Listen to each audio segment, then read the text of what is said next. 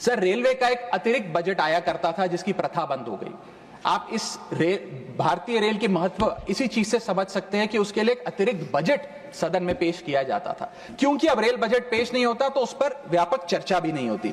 लेकिन इस वक्तव्य के माध्यम से मैं रेल बजट से संबंधी कुछ चीजें आपके सामने अवश्य रखना चाहूंगा। इस यूनियन बजट 2025-26 में माननीय वित्त मंत्री जी ने 2,55,000 करोड़ की फाइनेंशियल एलोकेशन रेलवेज की कैपेक्स के लिए मांगी है। ये 2009 से 2014 के बीच में लगभग 50,000 करोड़ होती थी, जो आज इतने गुना 5 गुना बढ़ के 2.5 लाख करोड़ से ऊपर हो गई है। तो इस पे व्यापक चर्चा अवश्य होनी चाहिए। सर, भारतीय रेल जो भारत की लाइफलाइन कहलाई जाती थी, आज उसकी स्थिति ऐसी है कि अगर मजबूरी ना हो तो शायद कोई यात्री रेल की ओर देखना भी ना चाहे। रेल जनता का रेल जरूर बना रही है और इसका कारण यह है कि भारतीय रेल को अपनी पीआर, सोशल मीडिया कैंपेन्स और रील्स ज्यादा पसंद है, ना कि रेल की सुविधाओं को कैसे बेहतर करना है वो पसंद है। सर, भारतीय रेल एक समय इस देश के 140 करोड़ आबादी का गौरव और उम्मीद हुआ करती थी, गरीबों का सहारा हुआ करती थी। लेकिन आज मैं बताना चाहता हूं कि भारतीय रेल की वो स्थिति है जो शायद ही पूरे सब कॉन्टिनेंट के तमाम रेलवे से अगर आप कंपेयर करें तो बद से बदतर होती जा रही है। सर, जितनी आबादी ऑस्ट्रेलिया की है, स्विट्जरलैंड की है, डेनमार्क की है, स्वीडन की और अन्य देशों की है, उससे ज्यादा लोग भारतीय रेल में रोज सफर करते हैं। सर, इतना महत्व है भारत की रेलवे का। लेकिन कई बड़ी चिंताएं आज भारत के एक आम रेल यात्री को सता रही हैं, जो मैं चाहूंगा इस बजटरी एलोकेशन के माध्यम से वित्त मंत्री जी और रेल मंत्री जी इसे एड्रेस करें। पहला है सर, घटती रफ्तार और बढ़ता किराया। सर, जहां दुनिया की ट्रैवल की रफ्तार बढ़ रही है, वहीं भारतीय रेल जो हमारी लाइफलाइन है उसकी रफ्तार घट रही है। पहले तो सर शताब्दी और राजधानी की स्पीड कम कर दी गई ताकि वंदे भारत की स्पीड बढ़ा दी जाए और उसको फास्टेस्ट ट्रेन घोषित किया जाए। लेकिन अब जून 2024 की रिपोर्ट बताती है कि वंदे भारत की भी स्पीड को कम कर दिया गया है। बताया जा रहा है कि हमारे रेल ट्रैक्स उतने पर्याप्त नहीं है कि इतनी तेज रफ्तार पे वंदे भारत भाग सके। सर, आज हम विश्व गुरु बनने तो अवश्य चले हैं, लेकिन यह बात जाननी भी जरूरी है कि चीन और जापान की सबसे स्लोएस्ट रफ्तार पे चलने वाली ट्रेन भारत की सबसे फास्टेस्ट रफ्तार पे चलने वाली ट्रेन से कहीं ज्यादा तेज दौड़ती है। सर, और अगर रेल धीमी होगी तो देश की इकोनॉमी, देश की अर्थव्यवस्था का चक्का धीमा चलेगा। और किराए की तो सर क्या ही बात करें, जिस वंदे भारत का प्रचार रेल मंत्री जी करते थकते नहीं है, आज उस वंदे भारत का किराया इतना है कि गरीब आदमी छोड़िए, आम आदमी भी उसे अफोर्ड नहीं कर पा रहा। सर, वित्तीय वर्ष 2013-14 में एवरेज फेयर पर पैसेंजर पर किलोमीटर 32 पैसे हुआ करता था। 2021-22 वित्तीय वर्ष में ये 107% बढ़ के 66 पैसा हो गया है। सर, इतने रेल के किराए में इजाफा देखा गया है।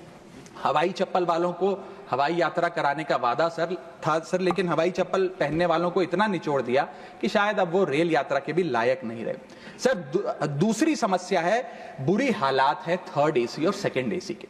थर्ड एसी, सेकंड एसी को सर एक समय पर जनरल बोगी, एक समय पर लग्जरी माना जाता था, लेकिन आज वो जनरल बोगी से भी बुरी स्थिति में है। अगर टिकट मिल भी जाए sir third AC, second AC की, तो सीट मिलने की कोई गारंटी नहीं है, क्योंकि जैसे ही आप बैठेंगे थोड़ी देर में कोई शख्स आकर कहेगा, भाई साहब थोड़ा एडजस्ट करिए, थोड़ा सी रखिए, हमें भी बैठने दीजिए। ये वास्तविकता है। और आप सोशल मीडिया और तमाम तरीके के पोर्टल्स पर आप देखेंगे तो क्या आरामदायक सरकार, क्या आरामदायक यात्रा, आरामदायक सफर भारत सरकार आम रेल यात्री को दे रही है, वो देखकर आप समझ जाएंगे। जैसे कहते हैं ना सर, हिंदी का सफर अंग्रेजी का सफर बन गया है भारतीय रेल के एक यात्री के लिए। कई रूट्स पर आलू की बोरियों की भांति लोगों को ठूसा जा रहा है, और अगर शौचालय में भी, ट्रेन के टॉयलेट में भी सीट मिल जाए तो आदमी अपने आप को सौभाग्यशाली समझता है। सर, जहां भेड़ बकरियों की तरह भोले भाले लोगों को ट्रेन में ठूसा जा रहा है, पूरी टिकट लेकर सुविधा के नाम पे सिर्फ धक्का दिया जा रहा है, और सर हमारे देश के भोले भाले आम आदमी इसको अपनी किस्मत समझकर स्वीकार कर लेते हैं। सर, मैं तीसरी बड़ी रेल समस्या जो कि है मिसमैनेजमेंट, अव्यवस्था, उस पर आपका ध्यान आकर्षित करना चाहूंगा। सर, पहले तो रेल की टिकट मिलती नहीं, अगर मिल भी जाए आपने अगर 2, ढाई, 3 महीने पहले टिकट बुक कराई हो, टिकट कंफर्म हो जाए तो सीट मिलने की कोई गारंटी नहीं। और सर आप अपना अनुभव देखिए, जब आप सबसे पहले प्लेटफॉर्म पर पहुंचते हैं अपनी ट्रेन में चढ़ने के लिए, तो आपको चारों तरफ सिर्फ गंदगी ही गंदगी नजर आती है। अगर बुजुर्गों के साथ या घर परिवार की महिलाओं के साथ आप ट्रैवल कर रहे हैं तो एक क्लीन वॉशरूम तक आपको मुहैया नहीं कराया जाता। और हालात यह है कि लोग मजबूर हैं प्लेटफॉर्म पर अखबार बिछाकर सोने के लिए, और वेटिंग एरिया के नाम पर तो सर सिर्फ एक नेम प्लेट, एक बोर्ड लगा नजर आता है और कुछ नहीं नजर आता। तो सर ट्रेन पे चढ़ने से लेकर ट्रेन पे उतरने तक की एक बड़ी लंबी फहरिस्त है अव्यवस्था की।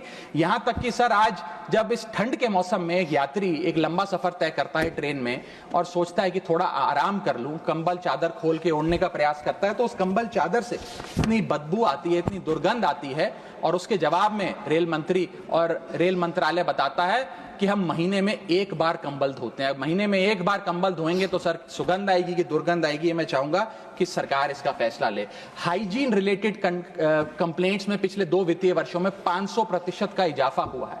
ये दिखाता है कि हाइजीन स्टैंडर्ड्स को कितना कॉम्प्रोमाइज करती जा रही है हमारे देश की रेल। और सर अगर प्लेटफॉर्म पे भूख लग जाए तो आपको पानी वाली चाय, गंदे तेल में तले समोसे और छोले भटूरे अवश्य मिल जाएंगे। और इसी के साथ साथ अगर आपने आईआरसीटीसी का खाना बुक किया हो और रेल विभाग आपको खाना दे, तो जब वेज थाली आप मंगाएंगे तो उसमें आपको कॉम्प्लीमेंट्री मच्छर, कॉकरोच और कीड़े मकोड़े भी नसीब हो सकते हैं। जब आप वेज थाली ऑर्डर करेंगे और ये आपको नसीब नहीं होंगे तो सूखी रोटी, कच्चे चावल और पानी जैसी दाल तो अवश्य मिलेगी। सर महाकुंभ को लेकर कई आयोजन बड़े बड़े किए गए और कहा गया कि भारतीय रेल बड़ी सक्रिय होकर महाकुंभ का आयोजन कर रही है। मैं बताना चाहूंगा कि प्रयागराज का रेलवे स्टेशन और आसपास के कई रेलवे स्टेशन को बंद करना पड़ा क्योंकि सरकार क्राउड मैनेजमेंट नहीं कर पाई। और कहां पर ये स्पेशल ट्रेन चल रही है महाकुंभ के लिए, मैं पूछना चाहूंगा कोई व्यक्ति है जिसके पास एक स्पेशल ट्रेन की कंफर्म टिकट है सर? और सर मैं चौथी बड़ी चीज जिस पर आपका ध्यान आकर्षित करना चाहूंगा वो है आम आदमी से लूट। सर पहले तो आईआरसीटीसी की वेबसाइट का इंटरफेस कुछ इस प्रकार है कि आप टिकट बुक नहीं कर पाएंगे। जब बुक करने के लिए थर्ड पार्टी एप्स पे जाएंगे तो वो आपसे मोटा कमीशन लेंगी। अब खुदा ना खास्ता आपकी यात्रा कैंसिल हो जाए तो मोटा कैंसिलेशन चार्ज भी आपसे वसूला जाएगा। और प्लेटफॉर्म टिकट की तो क्या बात करें सर, आपके सगे संबंधी अगर आपको प्लेटफॉर्म पर छोड़ने आए तो कितना प्लेटफॉर्म पे खर्चा होता है, कितनी प्लेटफॉर्म की टिकट किस रेट पर वसूली जाती है वो आपको पता है सर। और हालात ऐसे हैं कि वहां पर बिस्लरी का पानी आप प्लेटफॉर्म पर खरीदिए तो बिलसेरी का नकली पानी आपको दिया जाता है। ऐसे ऐसे ब्रांड्स के चिप्स, चॉकलेट्स, बिस्किट्स और पानी दिया जाता है जिन ब्रांड्स का आपने कभी नाम नहीं सुना। सर पांचवी समस्या है ज्यादा से ज्यादा नॉर्मल ट्रेन चलाने की आवश्यकता। सर बुलेट ट्रेन और वंदे भारत से ज्यादा किफायती यात्रा नॉर्मल ट्रेन में हो जाए तो देश का आम आदमी खुश हो जाएगा।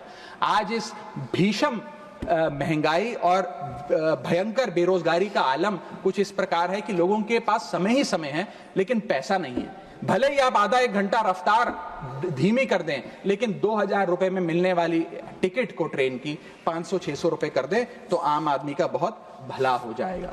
सर इसी के साथ साथ मैं बुजुर्गों की बंद हुई सब्सिडी पर भी आपका ध्यान आकर्षित करना चाहूंगा।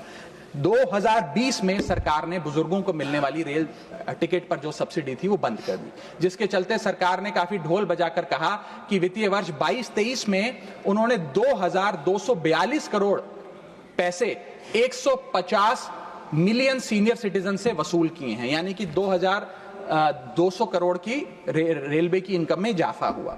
अब बताइए सर, क्या हम अपने बड़े बुजुर्गों की हड्डियां निचोड़कर भी पैसा वसूलेंगे? पूरी जिंदगी भर काम करने के बाद एक सीनियर सिटीजन सोचता है कि रिटायरमेंट के बाद तीर्थ करने जाऊंगा, धार्मिक स्थानों पे जाऊंगा, लेकिन आज हम ये सब्सिडी बंद करके उन पर महंगाई का एक बड़ा बर्डन डाल रहे हैं। मैं वित्त मंत्री जी को और रेल मंत्री जी को कहना चाहूंगा कि अगर ये बड़े बुजुर्ग तीर्थ यात्रा पे जाएंगे तो शायद आप ही के लिए दुआएं मांगेंगे। सर इसी के साथ साथ मैं रेल और जनता की सुरक्षा, ये मेरा आखिरी पॉइंट है सर, इसके टुवर्ड्स भी आपका ध्यान आकर्षित करना चाहूंगा। सर पहले सुरक्षित यात्रा की गारंटी हुआ करती थी, आज कोई गारंटी नहीं। रेल मंत्री कहते हैं हमने कवच सिस्टम नाम का एक नया सिस्टम लागू किया है जिससे अब रेल दुर्घटनाएं बंद हो जाएंगी। सर क्या 1 महीना भी ऐसा बीता कवच सिस्टम लागू होने के बाद जब रेल दुर्घटना का कोई समाचार हमारे पास नहीं आया? सर बीते 5 सालों में 200 से ज्यादा रेल एक्सीडेंट्स हुए हैं जिसमें 400 से ज्यादा लोगों की मौत और अनगिनत लोग इंजर हुए हैं। सीएजी की वर्ष 2000 जो अभी रिपोर्ट आई वो बताती है कि वित्तीय वर्ष 2018 से 2021 के भीतर जितनी भी ट्रेन एक्सीडेंट्स हुए उसका 75% कारण लैक ऑफ ट्रैक मेंटेनेंस, यानी कि रेल ट्रैक की मेंटेनेंस में जो कमी है उसकी वजह से रेल की दुर्घटनाएं हो रही हैं। हम ये हाउस 2.5 लाख करोड़ रुपए सैंक्शन करने जा रहा है भारतीय रेल को। मुझे उम्मीद है कि कम से कम ट्रैक मेंटेनेंस तो ठीक ठाक तरीके से रेलवे विभाग कराएगा।